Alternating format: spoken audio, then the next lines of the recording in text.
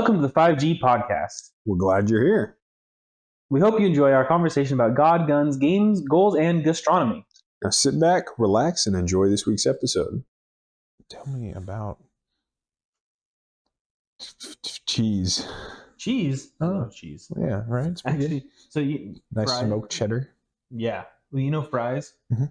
They have their cheese The section. fancy cheese section. Have you ever gone? They have a bargain bin there Ooh, where I it's haven't like seen little, it's like fresh cheese still, But right? it's like- but it's smaller chunks, so you can try some out, that. Perfect. and it's like $2, $3, $4 for a little thing of cheese. Little block. Like, that is the best thing ever. I might have to. I was just at my Fries this morning and I didn't see that. I might have to go to a bigger one. Do you go up the one up on? No, just the one there on Main Street. Yeah, the one we go to is up on the McKellips and Oh, Wrecker. Yeah. yeah. Yeah, that one's a little bit bigger. That makes sense. I think the biggest one is down there on Stapley. Yeah, pretty sure. They've renovated that one a bunch too, so it's huge. They have. They were trying to do like a Walmart type thing of have a little bit of everything. Yeah. They have some clothes there and stuff like that, which is weird, but Yeah. whatever. Random household supplies. Yeah. But yeah, that's awesome. I usually like going to that, but I haven't seen the small little sample sizes. You don't want to get a big $10 thing of cheese. And if you don't like it. Yeah, it's and I've done that before. This is gorgonzola, and you're like, I don't know what that means. Yeah. So yeah, the little cheap bin or whatever, I don't know what you want to call it, cheap bin, bargain bin, discount bin, whatever. Yeah. Is the best because I'll go there and spend $10, get 5 different types of cheeses, and then take them home. Take them all home. Try them out with some crackers. Yeah. And some summer sausage or salami or whatever. Right. There's a good one I did at Costco one time that had same idea. It was just an assortment of 4. Yeah. A little 4-pack. Yeah. I think they were all goat cheese ones specifically. They were pretty neat. I love goat cheese. Yeah. I'm a fan of goat cheese. Little smoother. Yeah. Tart. Yeah. Some tartness. I made that cheesecake for that one time, you remember? Oh, with the goat cheese, yeah. Yeah. I do remember that. I was a big fan of that. That was tasty. And yeah. Anyway. So on the nerd news, that was our food moment. There you go. We got food in there. Had to talk about some food. Comic books. We'll go right into it. Big nerd news this week. Very big. Yeah. Marvel is back. Marvel the Marvel Cinematic Universe is back, baby. Yeah. So I think we should probably set the scene. At one of the Comic Cons, they were announcing the Comic Con, San Diego, but yeah, sorry, the big one. At San Diego Comic Con, they were announcing Marvel was announcing. And I think was it the Russo brothers up there on stage?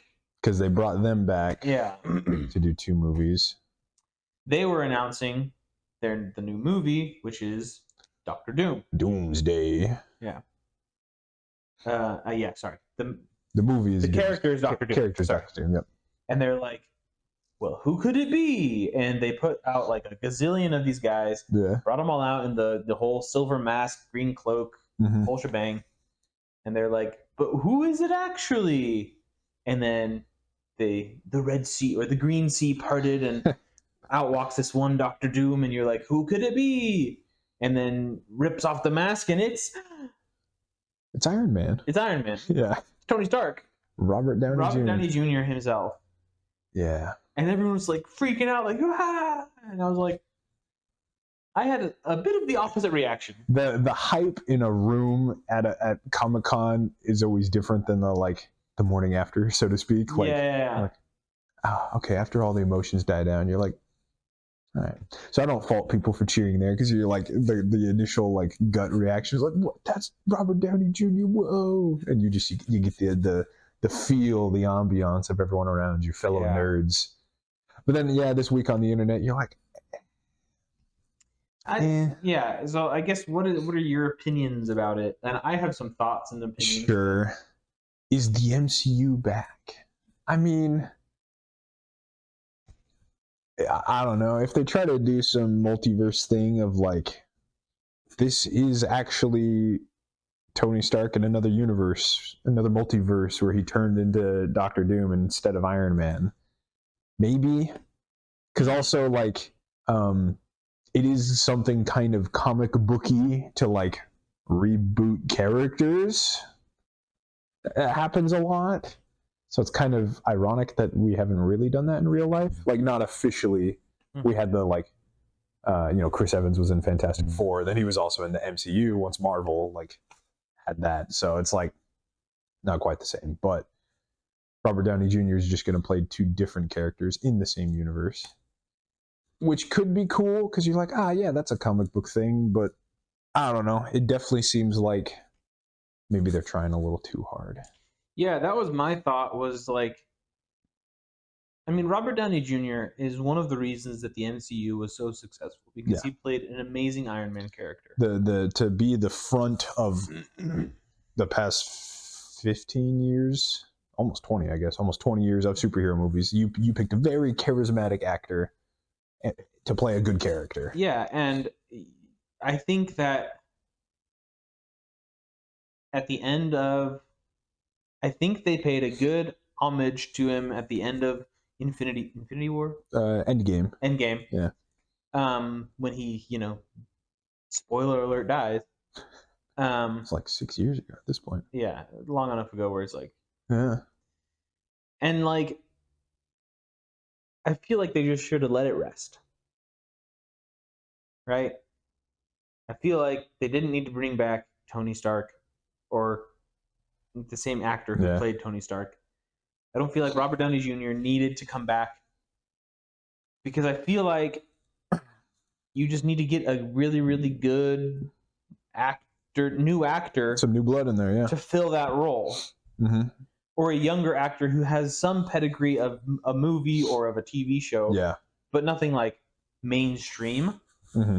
Right? Because Robert Downey Jr. was an actor before he got Iron Man. Sure, yeah. But I mean, not really. I've heard he was like maybe kind of on the his twilight years. Sure. Like I wasn't really watching movies a whole lot back then or paying attention to actors. No, and I don't think he ever did like a blockbuster crazy TV show or movie, I heard a joke related to one of his previous movies. Some people were like, I can't believe they cast a black guy to play Doctor Doom. That's if you've funny. Seen Tropic Thunder. Tropic Thunder. Yeah. Like, obviously he was like an actor and famous, right? Yeah. But I don't know. He wasn't Tony Stark. Yeah. You know? That was definitely his biggest one. Yeah. I heard a kind of funny rumor or story behind the scenes when he was like auditioning for Sherlock. Was like right after Iron Man.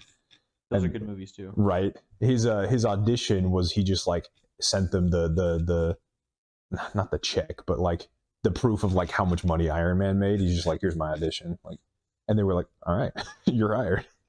I mean, honestly, that I thought those Sherlock movies were really, really good. Yeah, they were good. They were fun. Again, charismatic guy. So, and Jude Law was his Watson in that one, right? Jude Law is also Was Jude Law the Watson? I think. I always get all the Sherlock multiverse characters mixed up. Anyway. Yeah. I think that they should have chosen a different actor to play Doctor Doom. Sure. And I don't know if that's just finding a new one. I saw a TikTok video of this guy commenting on it, saying actors I would have chosen before Robert Downey Jr. to play Doctor Doom. I did hear a couple good ones, actually. It was, I mean, there was some where it's like, most of them were just like the famous guys, right? Yeah, it's like, you should have gotten Henry Cavill or Rami Malek or who else did they have on there? I saw Tom Hardy. Tom Hardy. I saw Mads Mikkelsen. Would have been a good one. He's he would have been great. He plays the villain in like every action movie, so. Oh, he would have been a fantastic one, though. Right. Or what's what's his name? The Christian actor who always plays the bad guy too. Oh, blonde hair. It's not British, right? Nope, he's English or American. can't remember. Shoot, he always plays a bad guy. It feels like, but Blonde he refuses hair. to do any kissing scenes because he's married. Oh, yeah. So he's good. He's good for bad guys. Bad guys never get the girl. That's true. I don't know. Anyway, yeah. I think because so the timeline. Oh, you know who else would have been? Sorry. No, go ahead. Jim Caviezel. Yeah, Jim Caviezel. Yeah, he would have been a good Doctor Doom too. Actually, I would have enjoyed that. Yeah, that would have been cool. Actually. Yeah, I like him. Anyway. Because you're thinking of Christian actors, I got you. Yeah, exactly. He's pretty well known for that. I think they laid out the timeline, and I think they're hoping that they announce this like very early because this movie doesn't come out for 2 years to like try to drum up support because the next 2 movies and the next 2 Disney Plus shows are not the Russo brothers. So it's going to be more like Disney crap that we're used to the last couple of years. Yeah. And then like in 2026, the Russo brothers, that's the movie they're writing, their story, they're taking over. And it might be better from there. Like the Marvel might turn into a different direction from there. These next 2 are already in the pipeline. What are the next 2? Thunderbolts, which looks like MCU ripoff of Suicide Squad, and heard of it. The Agatha movie, or is that a Disney Plus show? I don't remember. No, it's the Captain America is the other movie. The Agatha is Disney Plus. Yeah. Oh, that's right. The Captain Falcon America. Yeah, Brave New World. I think that's what it's called. There's no way they're calling it Brave New World. Captain America something. It's got a tagline. There's no way that they're so out of touch with reality that they're calling it Captain America Brave New World. I'm pretty sure. And the movie's gone through tons of reshoots too. Like it's racking up a price tag. Captain America Brave New World 2025. Oh my gosh. Yeah. What Disney person was like, yeah, in the times that Brave New World is coming to pass as if it were a freaking prophecy from on high, we're going to name one of our movies that is one of the, in my opinion, most unpopular characters. Yeah. After that, it's like, are you kidding me? I personally don't like the whole Captain America Falcon combo. No, it should have been Captain America Winter Soldier. It was a much better dynamic. But I don't know if Brave New World is from the comics. I doubt that specifically, or because I think there is a storyline where this guy Sam does pick up the shield and become the next Captain America. But the better one everyone remembers from the comics is Winter Soldier picking up the shield. So. Yeah, and like I personally thought that the TV show Falcon and the Winter Soldier was okay. I couldn't even finish it. I tried. I just like Bucky. Yeah, like the Winter Soldier is like one of my favorite characters. Just his story arc, his character arc is so good through the entire series. Series of movies and stuff like that. And it's like, yeah, wanted to see more. Yeah, but I mean, I don't know. The Falcon character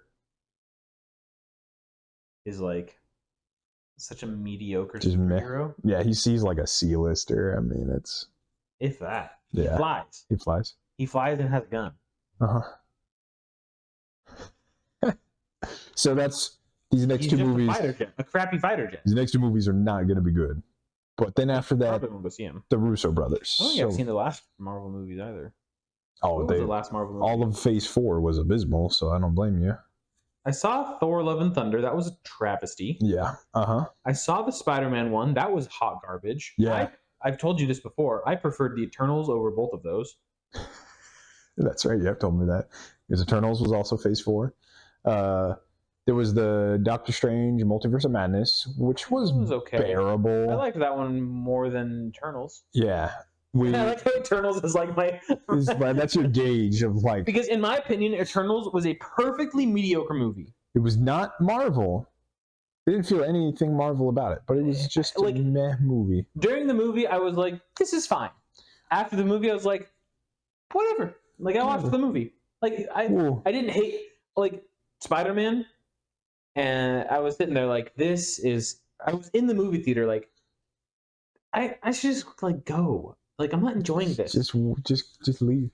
But you have to say that you watched the whole thing. You were there. You saw it. I mean, sunk cost fallacy, right? Like, yeah, exactly. I already paid for the movie ticket. Might as well watch the entire thing, even if it's a crappy movie. Eternals I bought at our local dollar that'd be worth it. So like, yeah, which is actually now like $3 or $4 or whatever. But it's ridiculous. I was still like, and I was with a friend, so it's like, yeah, it's fine. I thought Eternals was a perfectly fine movie. The rest of Phase 4 was the Marvels, which we did not see. No, because I heard it was worse than any of it. It was abysmal.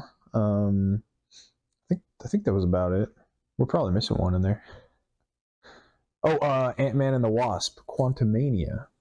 Oh, that one. Did you actually watch that one? I did watch it. I could not get through that one. It was so boring. I got maybe halfway and I was like, yeah, they pretty much took a 1.5 hour movie and made it 3 hours. And there was no resolution. I didn't watch it in theaters. I had it on Disney Plus on the TV, so I could stop. It felt like there was zero resolution at the end, and I was like, "You're just like the movie's just a cliffhanger. The movie's just one big cliffhanger. It's just, There's no resolution." I hated it. Yeah. I was not a fan. You just convinced yourself. You're like, actually, I hated it. I just didn't remember what my feelings were on it. It was. Yeah, I wasn't a fan of that one. No. I think in Phase 4, my favorite movie has Eternals. Been Eternals, or maybe Doctor Strange ekes out. Oh, yeah. I gotcha. Because Doctor Strange was. Or maybe. No, because wasn't Doctor Strange the one with the Star Girl? Yeah. I hated that character. America Chavez. I hated that character. Nobody liked that character in the comics either. I don't know why they put her in a movie. Racism. Yeah, probably. But maybe you need to go, or is this technically Phase 5 now? I don't know. I don't keep track. But Deadpool and Wolverine is officially the next Marvel movie. It's true. I haven't seen it yet, but I've heard good things. And it's doing pretty good at the box office. When did Deadpool 2 come out? 2017? Okay, 2018? So that was before Marvel bought it, for sure. But yeah, okay. It was a while ago. I got to keep it all very spoiler free. It's a very brand new movie. I haven't seen it yet. Yeah, and the movie definitely hinges on the shock value of a lot of the spoiler related stuff. Yeah. Because the story is kind of meh. Like it leaves much to be desired. That's any Deadpool movie. Yes. But compared to like every other superhero, every other like Marvel ilk we've gotten in the past 5-6 years, it was a fantastic movie. Honestly, even the story wise, they managed to write a more like compelling, serious story that was a Deadpool movie. So there were jokes every 5 minutes at least. Like, but they actually like kind of let their serious moments, be serious, and you kind of sit like, oh wow, like that's actually kind of heartfelt, kind of tender a little bit. And then they're making like dick jokes or whatever. Well, and their campaign, their ad campaign has been insane. Has been awesome. They pumped so much money into this ad campaign, and you can tell. Well, but also it's like the way they did it is so smart because they're doing it for other companies. Yes. They're not just running the trailer for the movie. Yeah. I haven't seen a single trailer for it. Oh, really? No. You've just seen Ryan Reynolds and Ryan Reynolds and Hugh Jackman for Heineken. Yeah, for Heineken. Okay. Oh, I have actually seen that. Yeah. I've seen it for Heineken. Saw it for Xbox. I've seen it for Xbox. I saw it for there's a couple other ones where they're like doing stuff for it. There's some food thing I thought. Wasn't there a fast food restaurant? Yeah, some fast food. I don't remember. Domino's? Might have been pizza. Yeah, pizza comes to mind. But like I have thought that their marketing has been well, and also did you see the popcorn bucket? People have been releasing. No, I didn't see the popcorn bucket. So how do they top the Dune 2 popcorn bucket? Because it's just a traditional Wolverine with the yellow and black. Oh yeah. With his mouth just wide open, and you reach into his mouth to grab popcorn out, and it says "bucket designed by Deadpool" on the side of it. Nice. It's super creative. There's a joke about that in the movie as well. When Wolverine. I don't think that's a spoiler. Yeah. He puts on the mask eventually, and like everyone's like, "Whoa, he put on the mask!" Yeah. Like our theater kind of cheered, like, "Yeah, finally!" But Ryan Reynolds calls him, "Man, those are nice blowjob handles you got there," because he's got the stupid wings coming off the side. Well, and they did a bunch of the YouTube shows. Oh yeah. Like they were on with Gordon Ramsay's little TV show. They were on with the hot ones. The hot wings guys. That's been all over my algorithm. Yeah, I've never seen those videos. Yep. It's all over. They're all over the place. Because they're like real life friendship translates so well into the on screen chemistry that they sold that relationship. Well, and everyone loves their friendship in general anyway. Yeah. So it's like, and the movie is that. The movie is kind of just a nice bromance. There's nothing. We love a bromance, but nothing gay. No, nothing gay about it. They were both like well written characters, great chemistry. It was done really well. Yeah. That's what I mean. Like the story, the antagonist, needed maybe some optimization there, but like overall, it was. Give us a rating there. It was enjoyable. I'd say for sheer like enjoyment, I think it's worth watching. It's an 8 to a 9. Nice, good range. As far as like the whole compared to other like well-written stories and the rewatchability, maybe it's it's maybe down to like a 6 or 7. Sure, but it was refreshing because we haven't had anything that good like an 8 or 9 in a while from Marvel, from superhero movies. So. Mm-hmm. They some of the like cringy story stuff they had to put in because they were trying. It was Marvel now, so it's like, oh, did you watch Loki season 1? No, nobody watched Loki season 1. I mean, I did, but no one watched Loki season 2. No, yeah, you didn't have to watch season 2, luckily, because I didn't watch season 2. I didn't even know season 2 had come out. Yeah, that was bad. I didn't. I watched season 1. I actually kind of enjoyed the Loki show. I thought out of all the shows that they've done, it's the best one. Oh, actually, maybe, yeah. I didn't love female Loki, but I did like Loki, the character. Yeah. So like, Tom Hiddleston? Yeah, Tom Hiddleston. Yeah. Great actor. I feel like kind of the story just kind of fell off in Loki season 1 by the end. I was like, oh, okay. Yeah, it definitely did. But once they started explaining things, and they're like, I don't know. That's a common issue with a lot of sci-fi shows that I watch. Like, man, this is really good. But then once you start explaining things, I'm like, no, that doesn't make any sense. I would have preferred you just keep it a mystery. Yeah, I agree. Because now there's plot holes. It's just let me figure it out. Yes. And then you don't have to. Then if I have a plot hole, it's just something that hasn't been explained. Like, oh yeah, maybe it's a mystery. I don't remember if we finished talking about 3-Body Problem because we kept that one kind of spoiler free. Oh yeah. I finished that show, and that one made me mad thinking back on it because they kind of duped me into thinking it was a good show. But then after they explained everything, I was like, that was retarded. Your antagonists were literally all powerful, and they just like let the protagonist win. Like, you got to explain that because you describe the antagonist as being literally they can do anything. So why does your show exist? Well, the end of the show didn't. It didn't end. Yeah. Yeah. But why did the antagonist leave and let it get that far? They designed super mega computers that were smaller than a proton or whatever. That's right. I liked that show. I did not like it. I feel duped because the first half of the show was a mystery. Yeah. I enjoyed the mystery. The second half of the show was trying to be sci-fi and like science and explain things, and it was bad. It was terrible. It didn't. Also, I'll give you one thing that really pissed me off. That really, really, really pissed me off. That really is when they're doing the whole nuke explosion chain reaction thing. Oh yeah. Which is like, that's a cool idea. Sure, whatever. I don't know like the whole science behind it, but like it failed because of some bolts that backed out. That's right. Yeah. Okay. Their quality control. Okay. First of all, in space, there's no oxygen atoms to keep steel away from steel. And so steel welds to itself in space. Done. So bolt's not going to back out, right? Yeah. Also, why wasn't it welded? Yeah.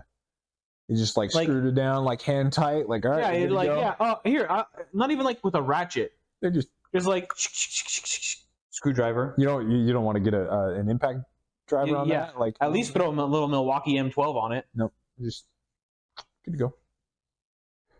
We're launching nukes next to this thing into space. The future of humanity resides on this project. Yeah, but like Home Depot, we couldn't afford. So I really hated that. Yeah, that's one. I don't want to go into it because I could. Yeah, I could literally make a list of everything wrong with that show, and it's just bad. Okay. Now I didn't have a problem with like the story though, but now that you say it, the mystery was good. The mystery was good. And that's like the first 6 episodes? 4 or 5 out of 8. Half. First half. Oh, it's only 8 episodes. That's right. I was thinking, yeah. So, and then it goes downhill from there. Like that. But they're playing the video game. And you're like, oh, this is kind of interesting. Like, oh, why are these scientists killing themselves? Oh. Yeah. I don't know. I heard the books were better, but I haven't read those yet, so. That's fair. Yeah. I'll probably watch season 2 of it if it comes out. Yeah, because I think it's a trilogy of books. So if they go on to write, but I don't think they will, because from what I remember reading, the books 2 and 3 go like really off the rails. Oh, really? Like very different. So. You know what we didn't talk about? Big news. The Dune trailer. Dune. No, yeah. Dune Messiah, yeah. Looks pretty good. Can't believe they're. Oh no, not Dune Messiah. It was the Dune. What are they calling the TV show? Dune Prophecies. Dune Prophecies, I believe is what it was called. HBO TV show. So the trailer looks pretty good. Coming out at the end of this year. Yeah, I can't believe it's coming out that quick. Like. Yeah, well, I think they knew that the first movie was such a success. Yeah. And the second one was even more of a success. Mm-hmm. So I think they already knew that they were like, we got to ride this wave a little bit. Okay. So you think they were already writing the show and filming, keeping it kind of secret, waiting to see the success of 2. They're like, oh, number 2 did really well. Okay, let's release the show and announce it. Yeah, and it's on the platform that launched many, many of the best TV shows. Yeah. They're not doing it with Netflix. They're not doing it with Disney Plus. They're not doing it with these Amazon or aggregators of mid-tier stuff. Uh-huh.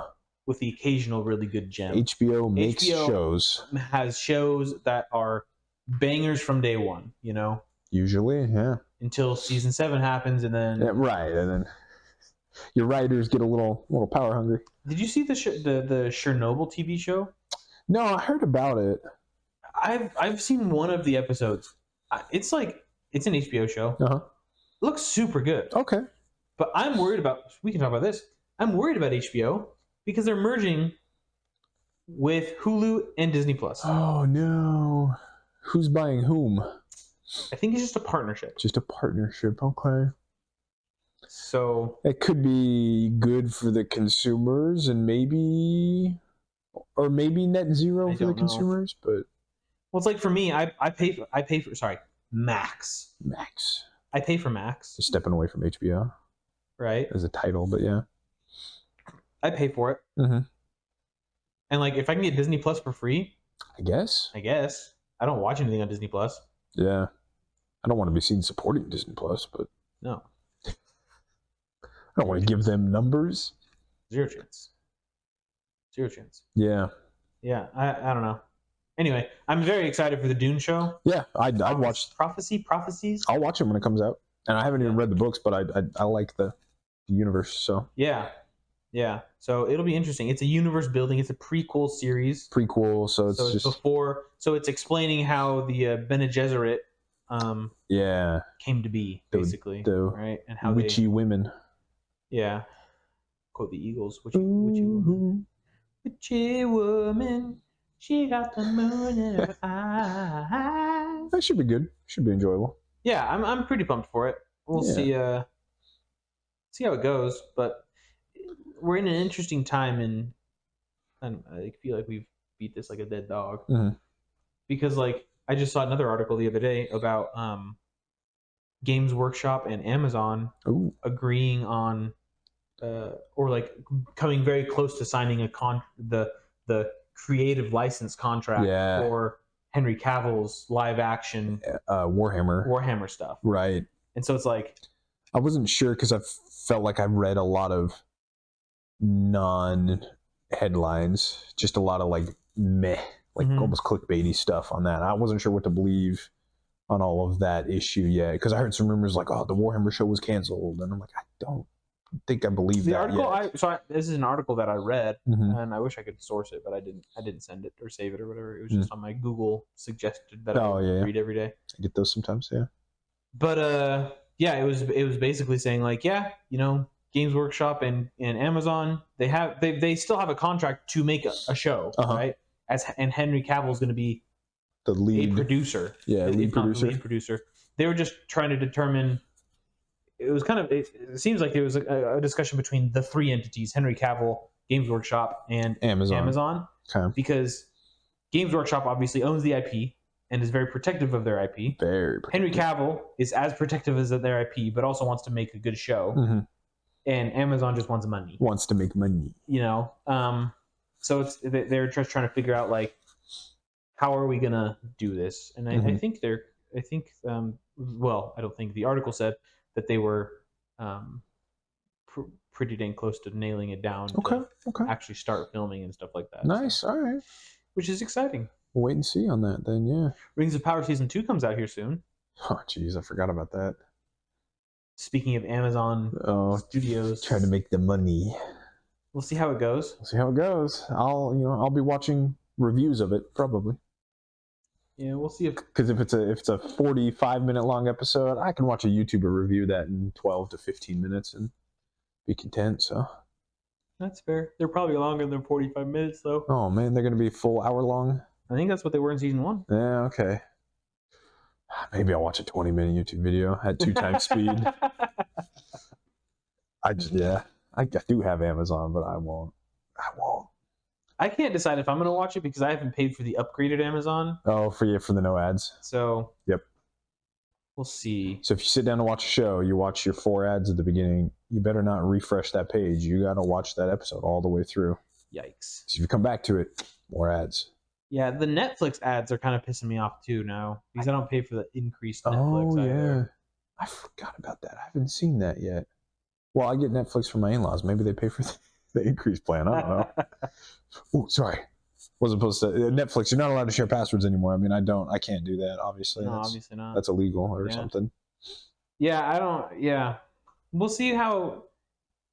I'm just like, cinema is weird right now. It feels like. It's like there's not enough good stuff, and then the stuff that has potential to be good is like screwed up because of corporations. Yep. Too much DEI and ESG and FBI and CIA for sure. CIA, all the acronyms involved. Coming around full circle, then I think you might enjoy Deadpool. Oh, I'm definitely gonna go see it no matter what. I almost, you specifically, I think you might not like it as much. Oh, really? You didn't like the Spider-Man one, which was just kind of nostalgia bait. Like, hey, look at this cameo of this one person you knew. And Deadpool does have a lot of that, which is a lot of the spoilers. So yeah, I just thought, for me though, the difference is, well, and I haven't seen it yet, so I can't speak from authority on this. But the Spider-Man movie had 0 redeeming qualities for me, right? Oh, yeah. The only redeeming quality of the Spider-Man movie for any audience was the cameos. Sure.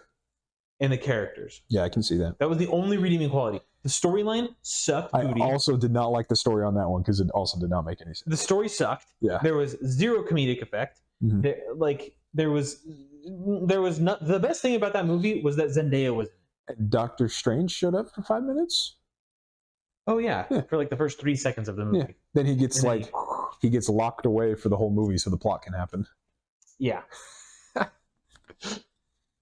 Yeah. He causes the plot. Spider-Man screws it up, and then he doesn't show up till the end, and then he fixes everything. Yeah, and then doesn't make any sense. So there's that. To counter that, Deadpool is at least going to be funny, and I think the story is at least halfway decent. There you go. And so even if it's like over the top cameos and just like nostalgia bait, it's going to be funny. Well, I'm fine with cameos in movies. Yeah. Like, I love it. Like, it's like really fun to see like these A-tier actors be like C or D tier characters. Sure, yeah. Like in the first or second Deadpool, when they had like their group that they got together. It was number 2. Yeah, and there's the Invisible Guy who's played by Brad Pitt, and you saw him for like 13 frames in the TV show. I forgot about that in the movie. That is funny. So it's like that's hilarious. That is funny. Yeah. I don't hate cameos. I just there needs to be something beside. Like if I want to watch cameos, I'll watch the red carpet. Sure. Yeah. Of any award show. Woo, who cares? Yeah, it's the same thing. You've seen most of the old like the Fox superhero movies, right? You think? Oh, I've seen all of them. Okay, cool. Yeah. No, I love the X-Men stuff. Yeah, basically a lot of X-Men stuff. I think I've seen every Wolverine movie. X-Men, every Wolverine, the Fantastic Four. And that was a movie. Yeah. I can't name any others because it's literally spoilers, but there's some good stuff in there. Good stuff. There's a lot of X-Men. Logan was the last like good X-Men movie, and Logan wasn't that the last X-Men movie? Yeah. They pay a lot of good homage to that character. Sure. Because that's like, I don't think that's spoilers. I think this was in the trailers. Like that Wolverine died. Well, I thought it was in the future more. Yeah, yes. And so this Deadpool finds a different Wolverine than that one. I see. But I'm saying they pay a nice homage to like that character, to that Wolverine and that director, that story. I'd be interested to see if they could revive the Wolverine story arc with the little girl Wolverine. Yeah, X-23. Yeah, that they'd introduced in. Mm-hmm. I forget what they actually called her. Her character, Laura? I don't remember. Yeah, but in Logan, she was like the father-daughter relationship. Yeah. I'd watch a movie. I mean, maybe if it was that. I'm not opposed to that movie. Yeah, I don't remember if she got her own comics afterwards. I would have to assume she did, but because Logan was loosely based off of like Old Man Logan from the comics. Sure. I think it had the girl in it. So. Yeah. Anyway, movie cinema. Speaking of Games Workshop, just a random brief side note, Gen Con was this weekend, which is it's the big one. The big nerd convention for tabletop games and board games and card games and as I said before the show, all of the non-video games basically. And it was even bigger this year because they literally sold out tickets. Really? For Dungeons and Dragons 50th anniversary is this year. Oh. So Wizards of the Coast had a big powwow at Gen Con in Indiana, I think. So I would not have expected to be there. Right? Yeah. I only I knew it was coming up like a while ago, and then my older brother surprised me. He was like, yeah, I'm at the airport going to Gen Con. I'm like, wait, what?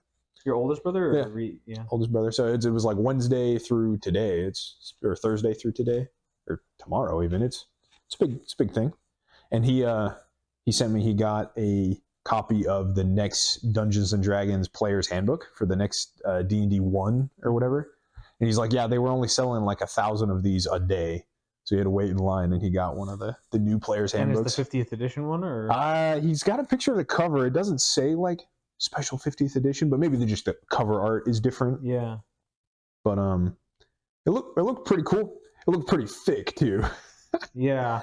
For a Player's Handbook, it was big. Like that is chunky. That seems not quite twice as big as our current Player's Handbook, but that's pretty big. Probably 50% larger. Yeah. So I'm like, that's kind of neat actually. So I hadn't heard any other big news other than it was the 50th anniversary, Gen Con, Dungeons and Dragons. 50th anniversary of Dungeons and Dragons at Gen Con. So that's big nerd news. Yeah. We talked about Hasbro and WotC last week about their struggles and woes, but I mean it's kind of hitting the whole industry, the whole world right now. I think you and I have talked about how Intel, Amazon, Apple. Yeah. What was that other one? That Bitcoin guy? What's his company? MicroStrategy. MicroStrategy, yeah. And Michael Saylor. A lot of people. The CEO of that. On the down slope. Seems like it. A lot of businesses. Yeah. It was big news that Intel's laying off a bunch of people. Like a lot of people. Like a lot. It was 15% of their workforce. 15%, or roughly 15,000. Yeah. All over the world. So. Crazy. Very crazy. That was news on Thursday, I think. Their stock prices dropped like $10 from $30 down to like $21. I'm surprised their stock price is that low, to be honest. Yeah. Surprised. Do you know if it went up a significant amount with like the AI stuff going on? Not really. Because you guys just make CPUs, you don't make GPUs. They were trying to use AI, and they're trying to get into the GPU market, but nothing. NVIDIA and AMD just have that cornered, though. They do, basically. We just haven't turned a profit yet. And their model is slightly different than Intel's, so like Intel's trying to adapt to that, but AMD just buys their chips from TSMC and then makes GPUs. Like, it's a pretty simple model because you don't have manufacturing costs. Yeah. Whereas Intel's trying to do everything. Yeah. It's a bit rough. So there was a pretty funny story online. You know, the Wall Street Bets is a very popular Reddit, very popular community online. It was like on Wednesday, some guy, top post on Wall Street Bets was like, my grandma died and gave me $800,000. I don't need the money right now. I'm just a college student, so I'm going to put $700,000 into Intel.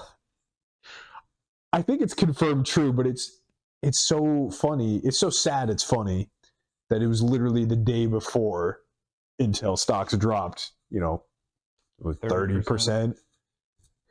And it's like grandma like looking down at you from heaven. Like there were so many memes like, really? Like you bought Intel the day before? Should have bought it the day after. Should have bought it the day after, yep. So he's like, okay, well, maybe if you hold for 30 years, it'll still be fine. But the timing on it is just very unfortunate. Yeah, that's rough. Easy. There's a funny, I don't know if it's a joke or like a saying or whatever, but it's the best way to become a millionaire is to have a dad who's a billionaire. Give you $1 billion and you invest it in the stock market. Nice. And lose $1 billion. And then you're a millionaire? Yeah, and then you're a millionaire. That's funny. Is to the best way to become a millionaire is to earn $1 billion and then invest it in the stock market. And then invest in the stocks. Yeah, that's... It's said more eloquently, obviously. Sure. It's a very similar idea where it's like, yeah, if you... I mean, I don't know how day traders make money. You always hear the stories, but I don't know. I don't think that happens to normal people. It can't, right? I think maybe I'm old-fashioned, but I don't know. You put in your work, you work your 9 to 5, you make enough to be content. Like, is the idea, is the American dream to me. Yeah. Now, inflation and unemployment and taxes and all that, but I don't think day trading or investing heavily in the stocks is really the way to go to like make money. Yeah. Not to make money. Yeah, but long-term investments. Yeah. Those are great. Yeah. Anyway. Not financial advice. Definitely not. The other layoff that's nerd news is Bungie. Yeah. This is about this. This is related to me too. Like I have 2 big layoffs this week affecting me. Because they're Destiny. Yeah, they used to be Halo, but now they're all in on Destiny 2 is their only game. They're a relatively small company. Destiny 2 is their only game that they're working on. It's a live service game. It's been out 7 years. And Destiny 1 was like 3 years before that. So they've been working on the story for 10 years since Halo Reach was the last one they did. And they're all in. As I don't think they're a true indie game studio, but we've talked about how we don't even really know what that means anymore. But they just had a pretty successful launch. They kind of encapsulated their at least 7-year story with this last story expansion. Like Bungie writes good stories, and it has been pretty good, pretty phenomenal. Gameplay is fun. I think financially it was doing all right. Yeah. And then Bungie came out this week and said, "Yeah, we're laying off 200 people." What do you know? What percentage of their workforce? I heard that they had 1,000 something employees, so maybe 1,200 ish, 25 or 20% ish. At least 20%. 15 to 20%. That is yikes. That is rough. It's super rough. For again a relatively small game company that just had a success. So a lot of people on the internet memeing on that, obviously. They're like, okay, yeah, Bungie cut 200 employees, whereas the Bungie CEO bought like $2 million worth of cars last year or whatever. So obviously, you always look at the guy at the top. I guess the Bungie CEO is not well liked. Their current CEO. Mm-hmm. It's not the guy back from Halo days. So, yeah. You would hope like, okay, yeah, maybe they're getting rid of bloat. I think we talk about this every time there's layoffs in the gaming world. Like, maybe they're keeping the good game developers, but I mean, if you're like when you're doing that much firing, you're going to get rid of some good people as well. Definitely, obviously, right? Like, there's a difference between firing people, bad developers, and layoffs. And layoffs, right? yeah. Layoffs are like just machete. We need to carve away a chunk of stuff, and we're going to get some good stuff and bad stuff, right? Mm-hmm. Yeah, I think if you look at layoffs as a whole, it's actually pretty interesting. I've been listening to a guy who talks about how layoffs in tech are one of the catalysts for growth in the tech sector. Oh, okay. Because you have people who can program, they know how a game company works, they know how a tech company works, and they go, I could make something, and then they go and try to make it and make it another company, right? And so I'd be interested to see with all these game studios and other tech companies and, you know, whoever else getting fired or having laid off, being laid off, if we don't see another game company kind of growing because of it. Kind of grow. Yeah. We'll see. I don't know if that's the right business model for games anymore. I feel like you kind of just have to have like a passion project. Yeah. And then you make a game out of that. Like, I don't feel like game studios, like big AAAs, are, let's call them legacy game studios, right? I don't feel like, if they're not run by the original founder, I don't feel like they're going to do anything that's like amazing. It's like not the same feel. Yeah. That's what it feels like to me. That certainly makes sense. I don't know. We'll see though. Yeah, there was with the layoffs, they kind of confirmed like some rumors that Bungie weren't happening. Like there was talks of like a next game in the works. I did see that. Either Destiny 3 or maybe like a new standalone. Yeah. They just had like a project name that was leaked. I forgot what it was called. But that's like, especially with the layoffs, they're like, nah, that's not happening anymore. That got scrapped. You're like, oh man. Would have been cool to see like another Halo-like game. Yeah. That's not, because I like Destiny because it feels like Halo as an RPG. So it's like a perfect combo for me. But for a lot of people who just wanted another Halo, they feel like the Halo series hasn't really been delivering that from 343, the new company. So a new Halo game would break the industry. Like Halo Infinite tried like 2 years ago. Well, but that's not a Halo game. Yeah, exactly. That wasn't a Halo game. Something as we need a Halo 4. I don't know if you can capture that again. Can you? I think you could. Playing like, how many people play the Master Chief Collection still? A good amount, yeah, actually, yeah. But that feel, because I know exactly what you're talking about. That feeling of like getting together with your buddies. You got all the Xboxes hooked up, all the TVs, your split screen. You got the pizza, the Mountain Dew, playing some Halo. Like that, everyone did that, not just gamers or just guys. Every dude did that. Every dude did that back in the day. Like everyone's got a memory of just gaming with the homies, playing Halo or Call of Duty. Like that era of gaming, I don't know how you capture that again. It was almost just a different time, like less digital than we are now. I think it would be great if you could bring back split screen games. Yeah. Totally. Like Xbox you can hook multiple controllers up to them. I've got some fond memories of like Halo couch co-op campaign. Yeah. It's like, okay, you're Master Chief and you're the Arbiter. Yeah. Yeah. It was awesome. Dope. But you can still get some of that with over the internet. Discord. Yeah. Over VoIP. Definitely. VoIP. Acronym of the week. I mean, you can, Discord and, you can still... There's definitely some. But we almost need a game to just like you just capture everybody like those Halos back in the day. I feel like you could if they it's been long enough that if they released another Halo that is a Halo game, not a Halo Infinite, right?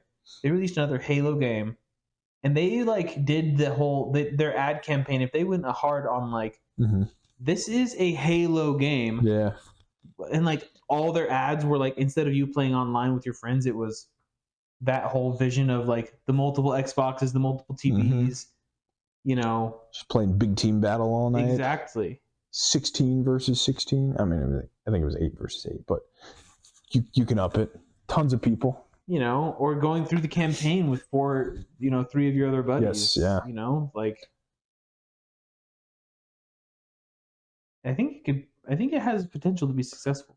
Yeah. And also, right now, if you released a Halo game within the next 2 years, it's not going to fail. No. The name recognition is so high for that game. Well, like your target audience is millennials now because they played Halo back in the day, and they'll buy your game. Yeah, well, even Gen Zers. Yeah, they at least know of it. Yeah. Well, for sure they do. I mean. Yeah. Yeah, it's interesting. It'd be interesting to see. But yeah, I don't know. So Bungie laid off a bunch of people. Yep. That sucks. There's no Halo coming through. I bet we'll see a bunch of layoffs for other companies here in the future too. Probably, yeah. Some headcount reduction. Yeah, I think Blizzard, Activision Blizzard. Probably. Use another one. They're next. They have their new expansion coming out in a month, and end of this month. So maybe we'll wait 2 to 3 months. It was a very successful expansion. Layoffs. Didn't WotC just cut a bunch of people? Yep, we talked about that not too long ago. So,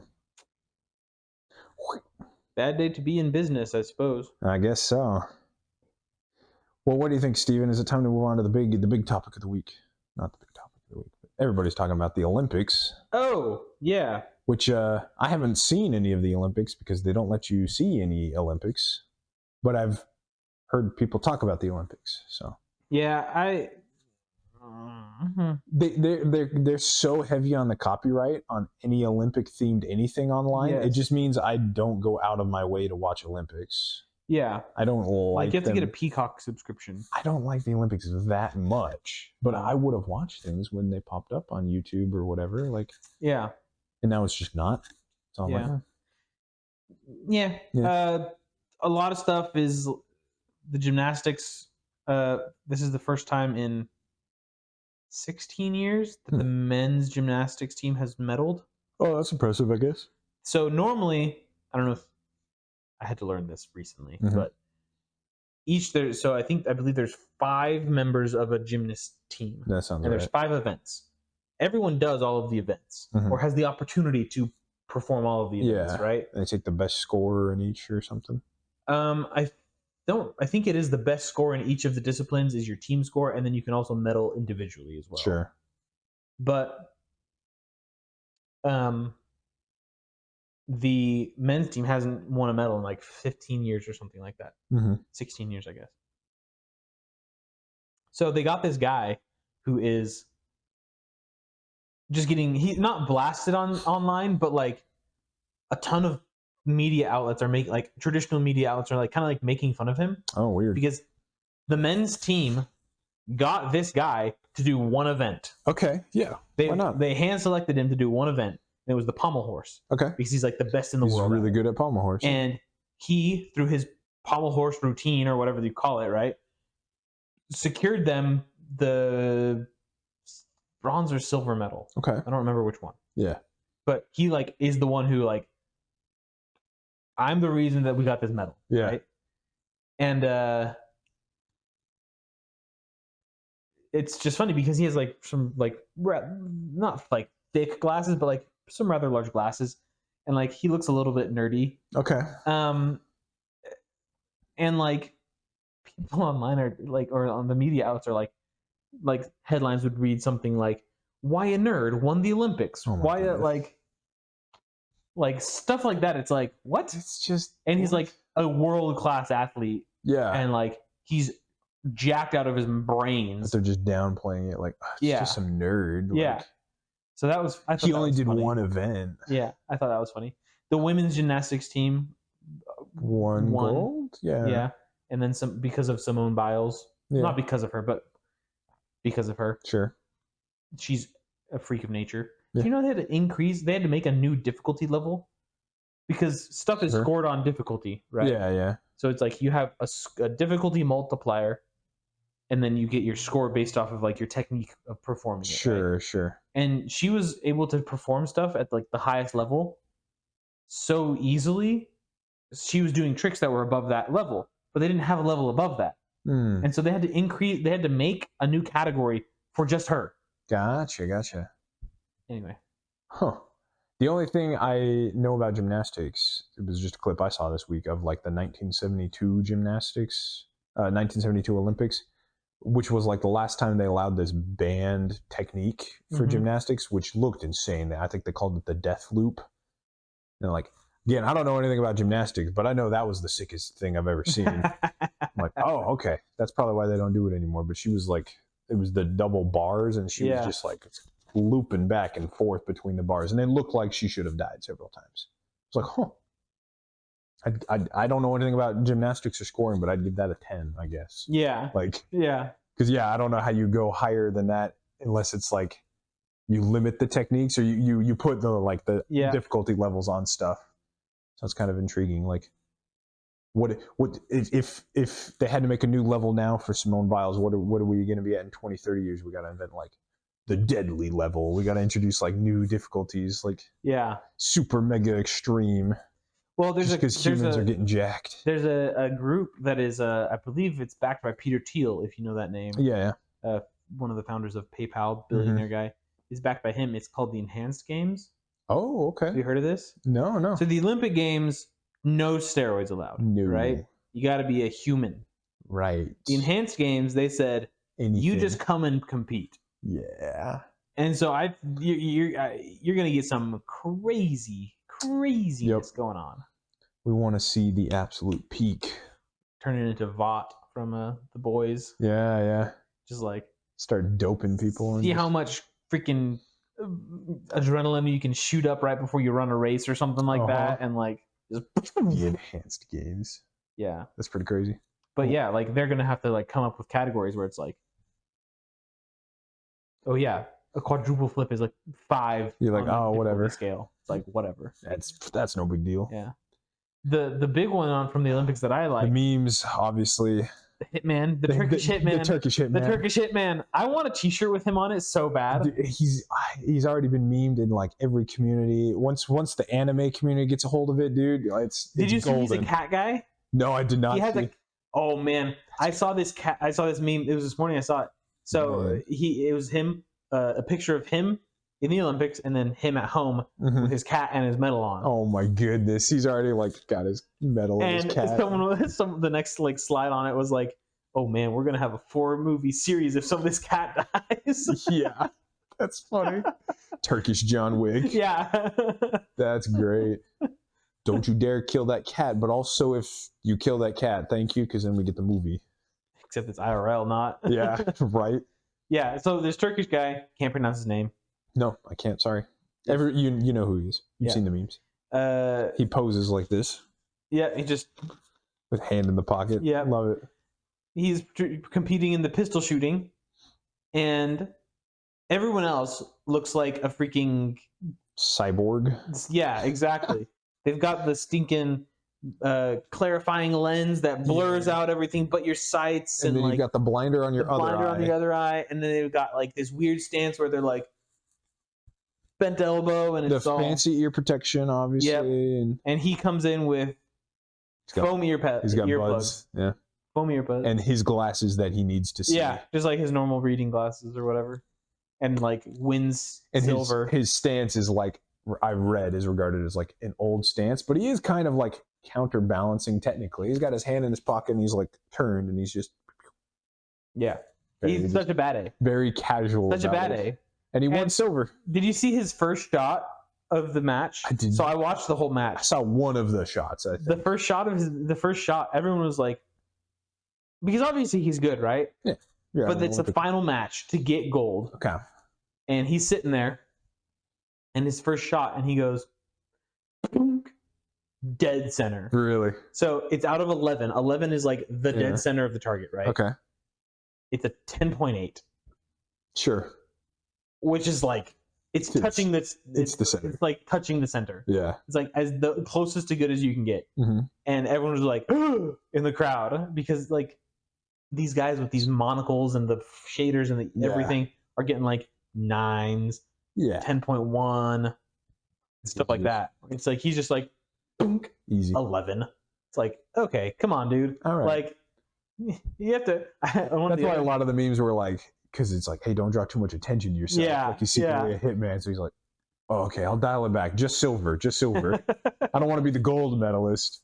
Well, and it was a bunch of the memes that I saw were from The Incredibles. Oh yeah, that's right. With Dash, and his dad is like, just right there, just get second. Like, you're running the race. You got to make it a fair fight. Mm-hmm. There were some good ones, man. Oh yeah, this was just the Agent 47, the Hitman one. Oh yeah, yeah. But it was an anime community. They just animated like a government agent, like, we got to pull you in for one last job, and he's like, I'm retired. Or he's like, I saw that one. Yeah, that was funny. He's like, remember, keep a low profile. It's good. He's I looked into him. He's ex-Turkish military. Yeah. So he's just like, I didn't learn to shoot with all the fancy equipment. I learned to shoot to kill. So like, well, and also like, you don't have fancy eye protection in the military. Like, but like the military, any military, everyone uses this excuse. It's like, I was in the military, I know how to shoot. No, you don't. No. Like, this guy has had to have practiced so much. Yeah. It's like your introduction to guns, or air guns in this case, might have been through the military because you're in the military. But because you're in the military does not mean you know how to shoot. A competitive shooter. Even a good shooter. Sure. Like, in general, they teach you how to point the gun. I need covering fire that direction. I don't have to aim for that. Like, yeah. Like, the qualifications to be an infantryman in the army is like laughably bad. Sure. It's like some of the marksman stuff. It's like, okay, like sniper teams obviously can shoot. It's in the job description. Yeah, like they can obviously shoot very, very well. Mm-hmm. But like grunt guys, you have to be Air Force guys. You have to be bare minimum. Navy guys, what's a gun? Well, if the gun is big enough, they might. Yeah, there you go. Or if it's a missile. Navy guys are good at shooting missiles. I can point torpedoes. And anything 50 millimeter and above. Yeah, pretty much. Oh, wait. Why is my barrel pointed up? Oh, right. I shoot tomahawks. That's how that works. Yeah, okay. Big red button. That building needs to go away. Big red button. Ka-chink. They don't teach you this in basic training. No. Well, there goes $18 million. Yeah. So that was good. Anyway, yeah, he was Olympic the best news. part of the Olympics. Yeah, in my opinion, definitely the most memed one. Yeah, yeah, for sure.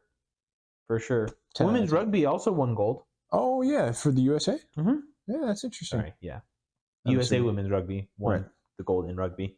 Yeah, hadn't heard much news on like our golds yet, but yeah. The reason everyone is like knows about that is because I don't know what the positions and players are in rugby. I know there's a wing.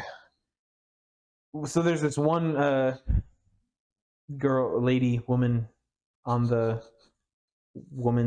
USA women's rugby team who is just an absolute tank of a human being. Mm-hmm. But she like is super active on social media and like in a funny way. So everyone's like not memeing on her, but like she's got a personality. She's got exactly. Following, exactly. So it's just funny. Nice. Anyway. Yeah, USA. You wouldn't think rugby. So no, you wouldn't. You definitely think like New Zealand, Fiji or New Zealand or Australia, any of the Pacific Islands. Yeah, pretty much. I think South Africa. I think New Zealand could literally just run the All Blacks as their Olympic team. Yeah, for real. So, or the Springboks from South Africa. Oh yeah, Springboks. That's who I root for. Okay, that's your team. Because Mozambique doesn't have one. Nice. Yeah. Anyway. I think USA women's swimming was doing pretty well last I heard. Yeah, so they have this one swimmer, Katie Leduc. Ledecky? I don't know how to say it. I've only read it. It's a very Polish name. Oh. That's all I know.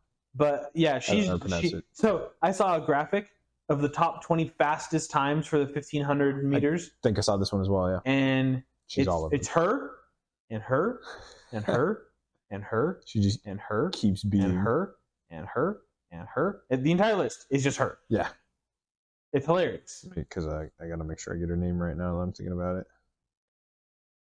Katie Ledecky. Yep. Ledecky. Yeah. So, yeah, I mean... That's cool. That's impressive.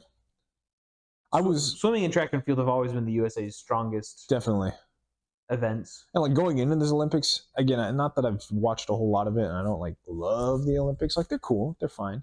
But I couldn't really name any, like, USA athletes. I was like, since Michael Phelps. LeBron James.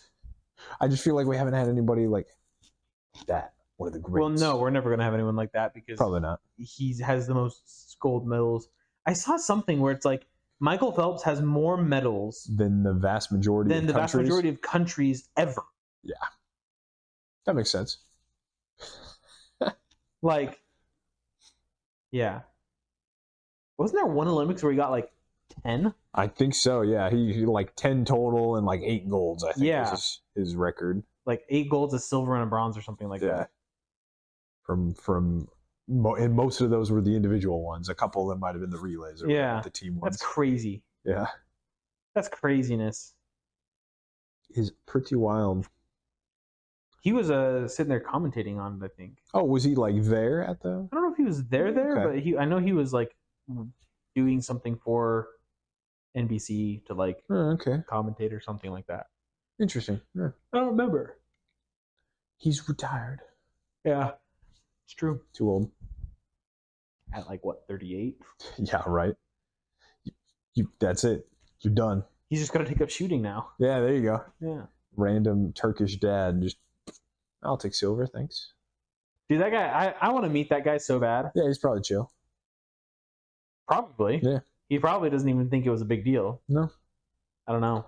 You get like, I think gold is like $30-something thousand now. Silver is probably 20-something thousand. Like that's in the U.S. though. Oh, it's per country. It's per country. Yeah, okay. It's not a. I thought it was the International Olympic Committee paid you out. No, per country, because some countries give you like a house.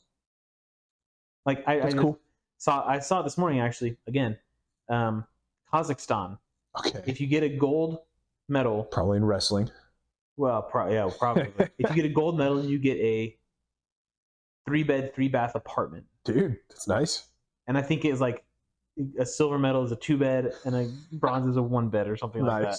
But like, okay, like that's chill. This is Gold Medal Street and Silver Medal Boulevard, and like it kind of it reminds me of like the Hunger Games. Yeah, you know how like the winners always get like there's like the winners village or whatever. Yeah, your district housing you have. Yeah, like, it'd be pretty cool. Yeah, that's all these little just like duplexes and triplexes like built up next to each other. Yeah, and then there's other countries where it's like you get X amount of money for bringing in gold and stuff like that. Gotcha. I don't know if it's like the government or like the individual countries' Olympic committees. Yeah, I don't know how it works. Just you start getting a bunch of sponsorships from different companies. I don't know how it goes, but yeah, it's kind of interesting though. It's cool. Yeah. I didn't know it's the USA who pays. Yeah, like 31K, 32K for gold. Yeah, then they tax it. And then they tax it like at 50% or something. Yeah, probably. It's something egregious, which stupid. It is income. It should be taxed, but it is like because it's no, it shouldn't. No, you just went to represent the USA. it's your job. It is income. I do think it should be taxed, but they cheese it by saying it's like a bonus or whatever, so they can tax you at a higher rate. Yeah. I think that part is sleazy.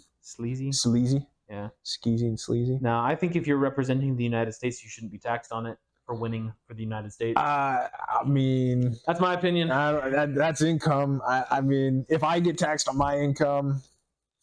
Yeah, but you're not representing the USA in your income. I guess. But how else are you taxing those athletes? Well, I'm not saying that all their income shouldn't be taxed. I'm just saying that they're winning in the Olympics. No. So that's one. How else do they make money? Sponsorships.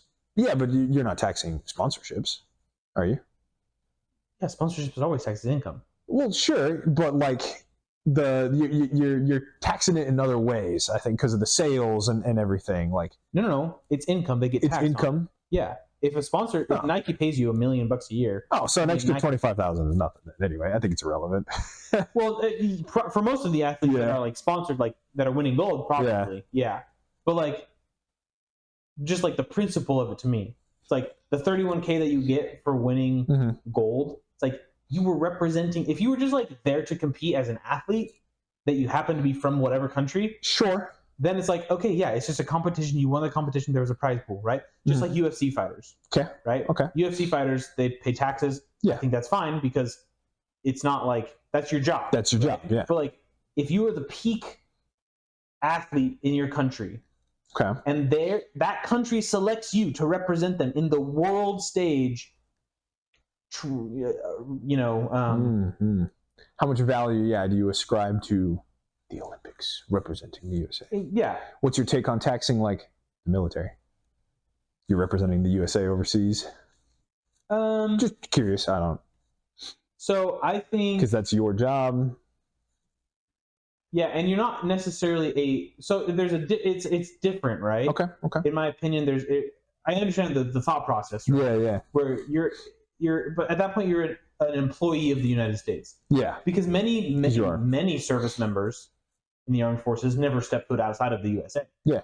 To do their military service. And so going overseas,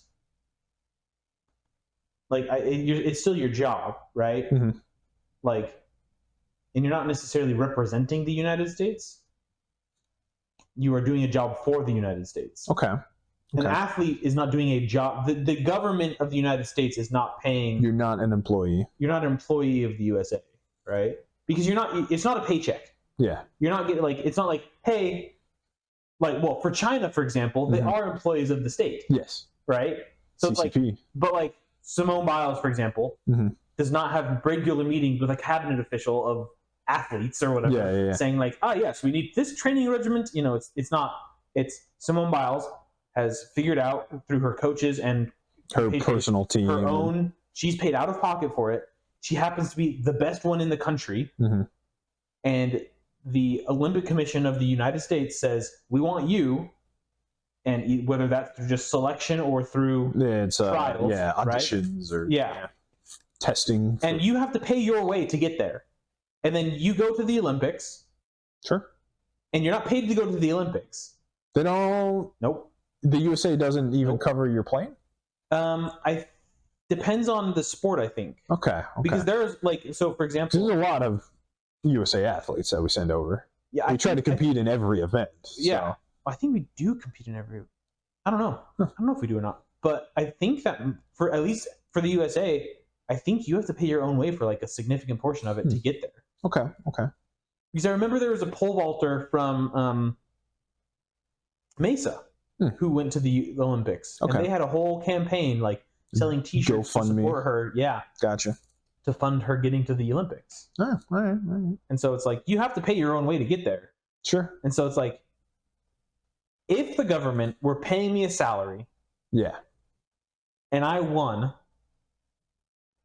then they can tax it because it's part of my job. It's a bonus, right? It's part of my job. It's a performance bonus at my job. But if I throw $1 million into winning the Olympics, which over 7 years of training is probably not unrealistic. Yeah. And then I win gold as a representative of the U.S. Okay. And then they're like, oh, yeah, thanks for winning us gold. We're super glad that we're like the best in the world. And 50% of that is ours. It's like, oh, I thought the recognition of me being an athlete for the U.S. was kind of the payment there. It's like I could have gone and if you're acting like you're, I don't know. I think the agree to disagree is just get rid of taxes. So Well, that way we don't disagree on that. Oh, right. It's an agree and agree. It's like at the very least, maybe reform just tax rules, tax laws. Yeah. But also just get rid of taxes. There you go. I think so. Just get rid of the government. I stand. Stephen approved. There you go. Yeah. Stephen approved. Yeah, I just think it's ridiculous. Like most taxes, in my opinion, are ridiculous anyway. Mm-hmm. Like this one is just, it's not the only one I have problems with. Right? Yeah. It's not, and like that one specifically is not like a hill I'm going to die on. Right? Yeah. Just in my opinion, right? Sure. There are other ones where it's like, no, I'm pretty willing to die on that hill of like, I will die on this one. Yeah, on certain other taxes and things like that. Sure. Or taxes in general. Anyway. All the taxes.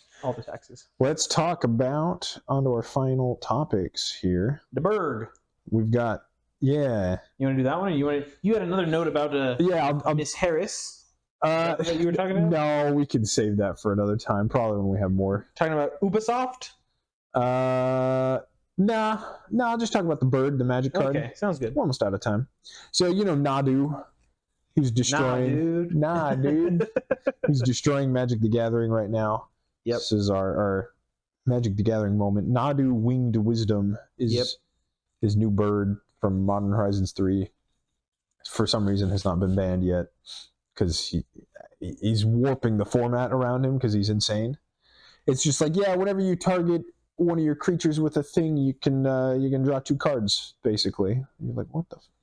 And then you put a land down or something. I forget. It's green-blue, so it draws you cards and ramps. Yep. Because that's what green-blue does. And then he's also just a 3-mana 3/4 for some reason. He's actually good stats, and he's a flyer. Yeah. Insane. Should probably be banned. But I found a pretty funny way to like nerf the card. If it was like a digital card game, like Hearthstone I play, like does this all the time, where you can just change the text on cards instead of just banning things outright. So this one was pretty funny. They have Nadu Winged Wisdom, but they actually just they put like black Sharpie over a lot of the words and a lot of the letters. So it's Nadu. It's a 3-mana 3/4 flying. It's creatures you control have, and then they redacted. They redacted everything until you get banding. Creatures you control have banding is all of the right letters in order that they found from his rules text. So they're like, there we go. I fixed Nadu.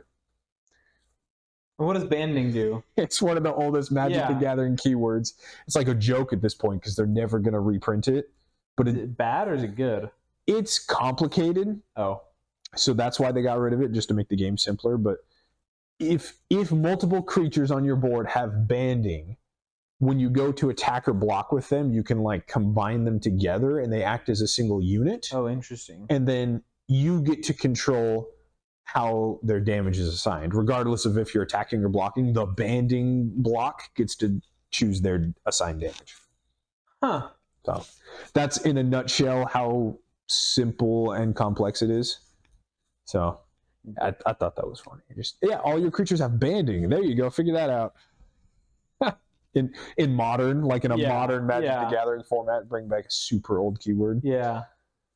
That is funny. Yeah. So I'll read you the card real quick, just because it's creatures you control have, whenever this creature becomes the target of a spell or an ability, reveal the top card of your library. That's it. If it's a land card, put it onto the battlefield. Otherwise, put it into your hand. Yeah. This ability triggers only twice each turn. Only twice each turn for each creature. Per creature, because creatures you control have. Mm-hmm. Yeah, so the easy 3-card combo is a 0-cost artifact named Shuko.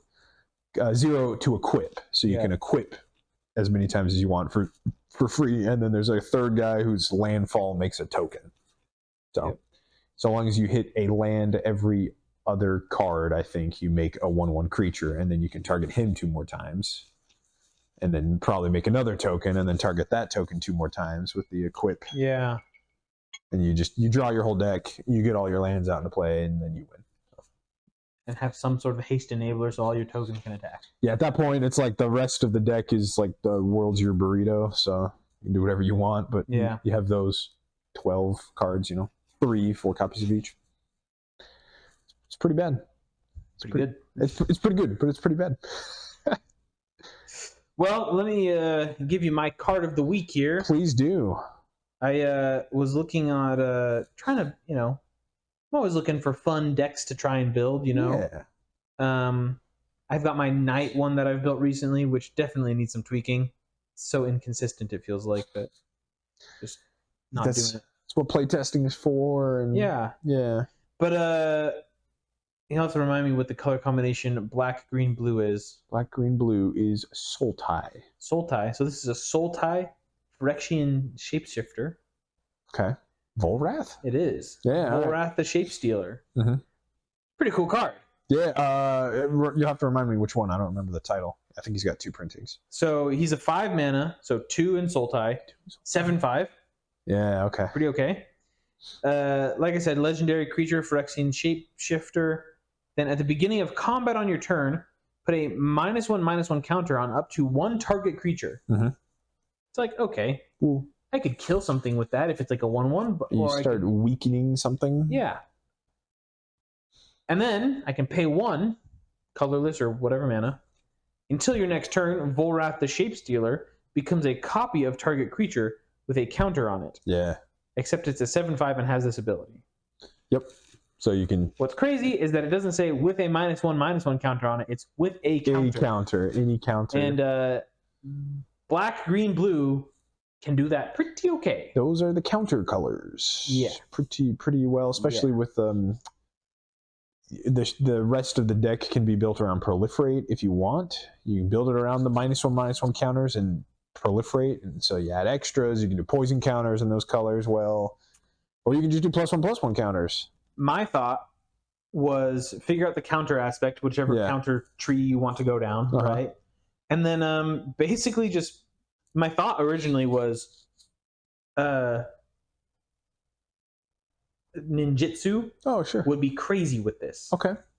Because in green, there's cards where it's whenever a creature enters the battlefield, it gets a either haste or +1/+1 counter, right? Okay. Bread for the Hunt, is that what that one is? Or is that... Sounds right. I don't remember. Rhythm of the Wild is red-green. Is red-green. So that one doesn't work here. Maybe... But... Yeah, there's ways to give you counters on when the creature enters the battlefield, right? So... It's like, oh, well, I'm going to ninjutsu in this. Like, oh, I have an unblockable guy. I'm going to ninjutsu this guy in. And then I'm going to pay the 1 on this guy after he's declared as an attacker. Turn into a copy of something. And now he's a copy of this, either the unblockable creature or the ninja creature that came in. So now I get 2 effects of that. It's like... And he's a 7/5. So you can look at things where you'd want to have 7 power, where that would be beneficial. Like, if something's like, oh, whenever this creature deals damage, you draw that many cards or something. Like, which are usually like pretty low power cards, yeah. Or like if you just want to like win on commander damage, I was thinking this guy would actually make a mean commander for Voltron. Voltron, thank you. Voltron deck. He's at least 7 power, yeah. So that's always good. 3 hits. Yeah, and then put a 1/1 counter or whatever counter on a 1/1 unblockable creature. He's unblockable now. He's unblockable now. It's versatile. Every game could be different because your deck could have a lot of good value creatures that you'd want to turn into, but then also you can just turn into your opponent's stuff if they also have good creatures. So yeah, Volrath. It'd be very interesting to turn into. Oh, this would be nasty. Playing against a like Emrakul or any of the big Eldrazi Eldrazi's where they have like Annihilator Bazillion. Because normally. Like you're not going very wide on a Phyrexian board. No, not on an Eldrazi board. Usually you. Yeah, the new ones although they have kind of let you do it. Lings or whatever they're called. So yeah, the new one kind of helps with that slightly. But still, it's not like generally you're not going like 20 spirits wide. It's maybe got like 4 or 5. But then you just become a copy. You just steal their copy. Yeah. Yeah, you can do some good stuff with that Volrath. Versatile. Anyway, I thought he was cool. Nice. He might be a new build that I do. A new brew. A new brew. Fruins brews. Fruins brews. Inside joke there. Well, awesome. Yeah, thanks for sharing. There it is. Anything else we need to cover before we terminar? I don't think so. Let's end it. Vamos terminar. There it is. Thank you for watching this week's episode of the 5G Podcast. Make sure to like, comment, and subscribe to see more. And we'll see you next time. Thanks.